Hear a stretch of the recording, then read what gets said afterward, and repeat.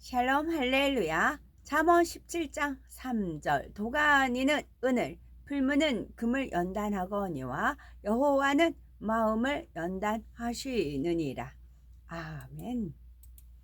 제목은 풀무는 금을 연단하거니와 입니다. 고생 끝에 낙이 온다는 거나 젊어서 고생은 사서도 한다는 말이 있듯이 연단을 통해 좋은 결과를 얻는다는 것은 세상 사람들도 당연한 진리로 받아들입니다.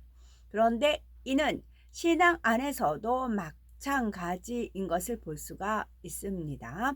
로마서 5장 3절에서 4절을 보면 우리가 환난 중에서도 즐거워하나니 이는 환난은 인내를, 인내는 연단을, 연단은 소망을 이루는 줄 알미로다 말씀하고 있지요.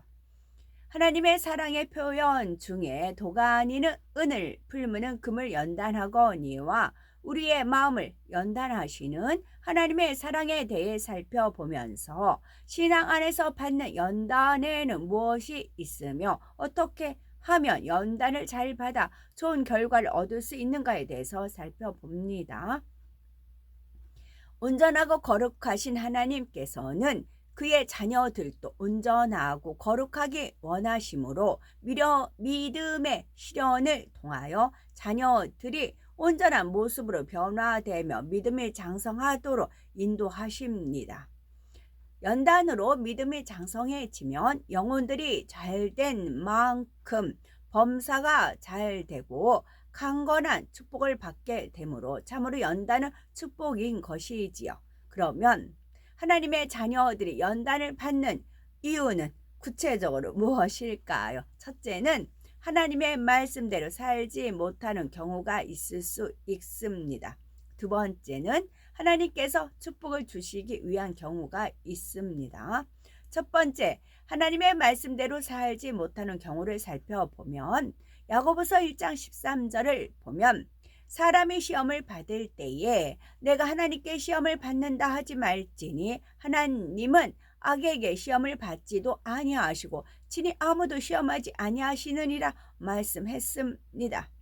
어떤 사람은 어려움을 만나면 하나님께서 시험 주셨다 라고 말하는데 이는 참으로 하나님을 서운케 하는 말이죠. 하나님께서는 공의의 하나님이시요 자녀들에게 좋은 것으로 주시는 사랑의 하나님이십니다. 악한 부모라 할지라도 자녀에게 좋은 것을 주길 원하는데 사랑의 하나님께서 자녀들에게 시험 환난을 주어 고통을 당하게 하실 리가 없는 것입니다. 그러면 왜 하나님의 자녀들이 환난을 당하는 것일까요? 야고보서 1장 14에서 15절을 보면 오직 각 사람이 시험을 받는 것은 자기 욕심에 끌려 미혹됨이니 욕심이 잉태한즉 죄를 낳고 죄가 장성한즉 사망을 낳느니라 말씀했습니다. 즉 자기 욕심 때문에 사단에게 미혹을 받아 어려움을 당한다는 말씀이지요. 오로지 자신의 유익만을 생각하여 남을 속이는 등 수단과 방법을 가리지 않는 사람들이지요. 이러한 것은 바로 원수 마귀 사단이 사람의 마음에 있는 욕심을 발동하도록 한 것이며 그래서 욕심이 잉태한즉 죄가 들어오게 되고 죄가 장성하여서 결국은 사망의 길로 가게 되는 것입니다. 또한 히브리서 12장을 보면 하나님께서 우리를 징계하시는 이유에 대해서 잘 나와 있습니다. 4절에 보니 너희가 죄와 싸우되 아직 피 흘리기까지는 대항치 아니하고 또 아들들에게 권하는 것 같이 너에게 권면하신 말씀을 잊었도다. 일러스되 내 아들아 주의 징계하심을 경히 여기지 말며 그에게 꾸지람을 받을 때에 낙심하지 말라. 주께서 그 사랑하시는 자를 징계하시고 그의 받으시는 아들마다 책찍질 하심이니라 하였으니 너희가 참음은 징계를 받기 위함이라. 하나님이 아들과 같이 너희를 대우하시나니 어찌 아비가 징계하지 않는 아들이 있으리요. 징계는 다 받는 것이거늘 너희에게 없으면 사생자요 참 아들이 아니니라 말씀하셨습니다.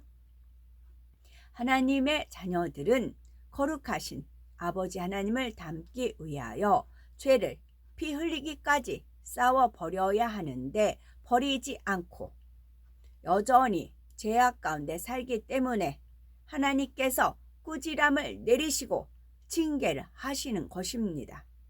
그러므로 우리는 하나님께서 책짓질 하셔도 낙심하거나 넘어지지 말아야 하며 왜 하나님께서 내게 꾸지람을 하시는지, 왜 징계를 하시는지 그 뜻을 이해할 수 있어야 합니다. 참으로 자녀를 사랑하는 부모라면 자녀가 잘못을 범하고 곁길로 나아갈 때 그대로 방치하지 아니하고 매를 들어서라도 잘못을 바로잡아 나가게 됩니다. 마찬가지로 하나님께서는 하나님의 자녀들이 죄를 범할 때 책망하시며 사망의 길로 가지 않도록 책찍질을 하시는 것입니다. 그러나 하나님께서는 처음부터 징계를 가하시는 것이 아니라 여러 가지 방법으로 깨우침을 주고자 하십니다.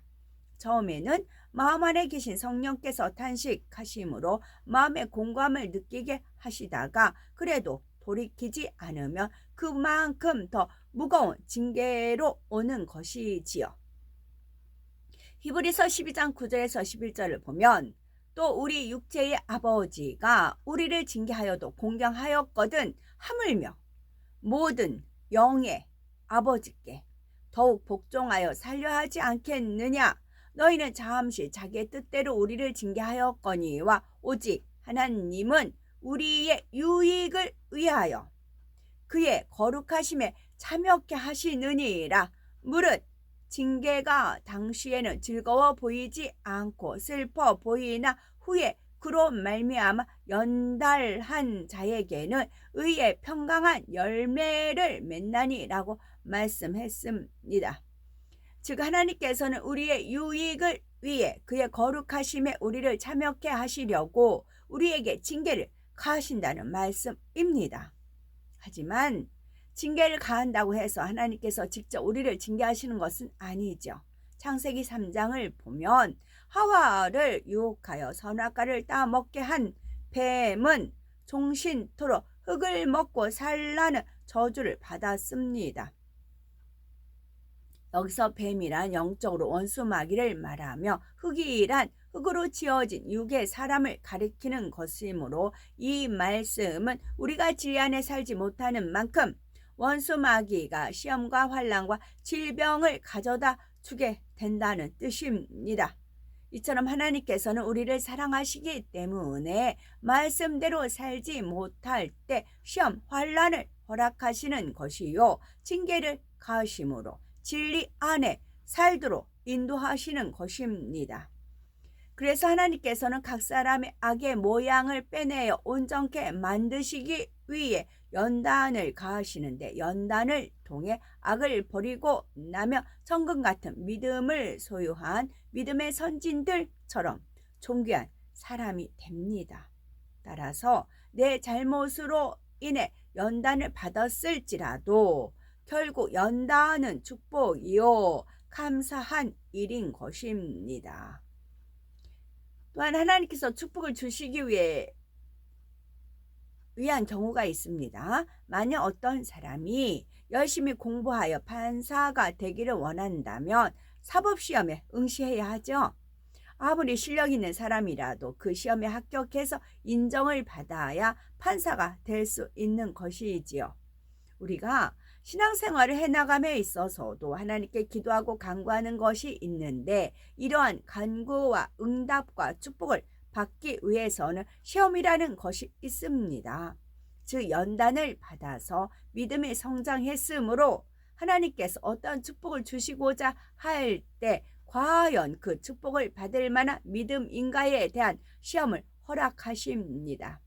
그래서 시험에 통과하면 간구하고 소원했던 것을 하나님께서 응답하시고 축복하심으로 영광을 돌리게 되는 것이지요.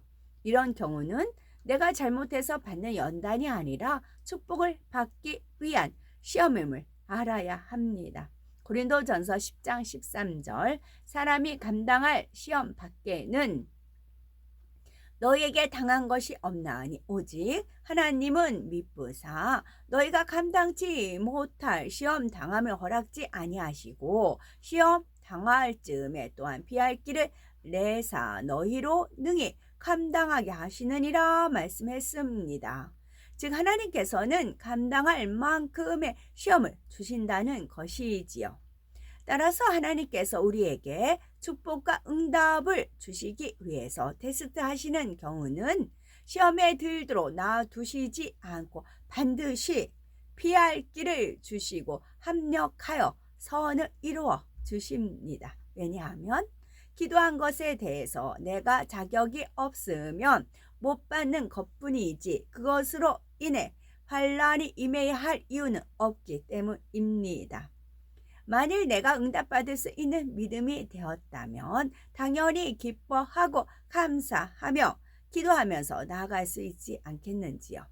베드로전서 1장 6절 7절 그러므로 너희가 이제 여러 가지 시험을 인하여 잠깐 근심하게 되지 않을 수 없었으나 오히려 크게 기뻐하도다. 너희 믿음의 시련이 불로 연단하여도 없어질 금보다 더 귀하여 예수 그리스도에 나타나실 때에 칭찬과 영광과 존귀를 얻게 하려 함이라 말씀하신 것입니다.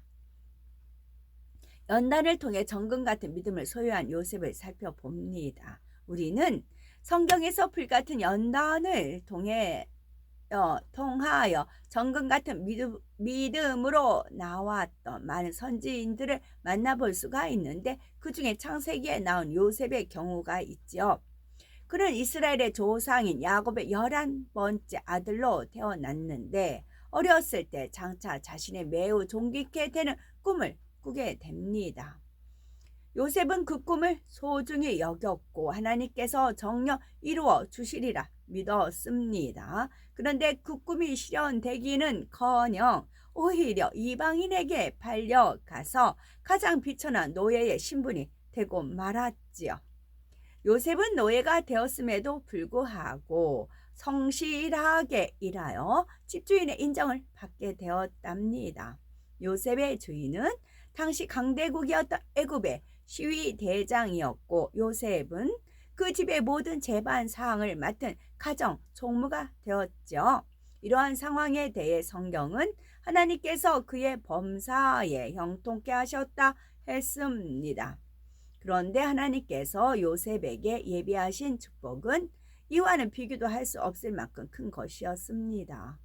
결국 예비하신 축복의 자리로 이끄시기 위해서 허락하신 연단은 집주인의 아내를 통한 시험이었고 요셉은 하나님 앞에 참으로 정직히 행했는데도 뜻하지 않는 누명을 쓰고 감옥에 갇히게 되었습니다. 비천한 노예에서 제수라는 더 낮은 자리에 처하게 된 것이었지요. 그래도 요셉은 낙심하지 아니하고 성실히 행하여 감옥에서도 인정을 받아 다른 제수들까지 관리하며 재반 사항을 처리하는 일을 맡게 되었죠. 요셉이 이런 연단의 과정을 잘 밟아 나가자 하나님께서는 요셉의 나이 30에 일약 애굽의 전역을 다스리는 총리가 되게 해 주셨습니다. 드디어 하나님께서 13년 전에 요셉에게 주셨던 그 꿈이 성취된 것이지요. 우리는 여기에서 요셉이 받아온 연단의 길들은 갈수록 더 낮아지는 것처럼 보였지만 결국은 그것이 머리 되고 높아지는 길이었고 축복된 길이었던 것을 알 수가 있는 거죠. 하나님께서는 그의 사랑하는 자녀들이 성결케 되기를 원하심으로 마음속에 모든 찢기와 오물까지라도 발견하여 내어버릴 수 있도록 연단을 허락하십니다. 그러므로 우리 모두 어떠한 시험이나 연단도 기쁨과 감사로 승리하는 믿음을 소유하여 장차 해와 같이 빛나는 자리에 거한 우리가 되어야 되겠습니다. 아멘.